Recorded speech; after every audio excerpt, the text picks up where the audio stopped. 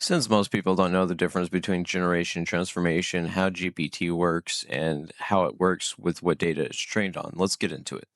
If you paste text into ChatGPT and get the same thing back in a different font, did the AI generate it or did it just transform it?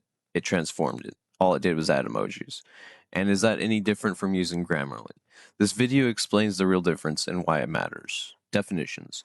Generation equals AI produces something structured around a new pattern, purpose, or synthesis that wasn't present before. Transformation. AI works from existing content, reformatting, rewording, or reshaping it while still applying distinct intent or function. Examples. Generation. Write a story about a blind cat. Transformation. Reword this sentence in an active voice. Analogy. Grammarly edits structure, a paint filter edits color, and transformation is creative. It just builds from a known origin, like everything. Ethical implications, ethical use of AI. Transformation is authorship. When the material originates from you, your thoughts, your lived experience, your framing, i.e., your prompts, which is you and original, no disclosure is needed. If AI acts as a medium to reshape, clarify, or express content that was already yours in substance, ethical use is defined by origin and intent, not by the tool involved. If you use AI to structure your own ideas more clearly, that's enhancement, not deception.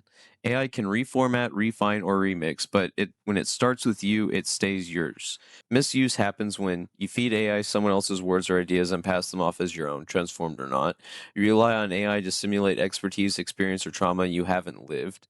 You claim novelty or originality when the transformation added no new value or purpose, pretty much how everyone else uses AI, not me. Why this matters. Creative work. Both generation and transformation are valid forms of originality. They just serve different creative roles. Fair use. Transformation can be legally protected when it adds purpose, insight, or context, not just aesthetic changes. Academic and ethical use. Integrity depends on substance. Rewording without understanding is shallow. Transformation means reframing meaning.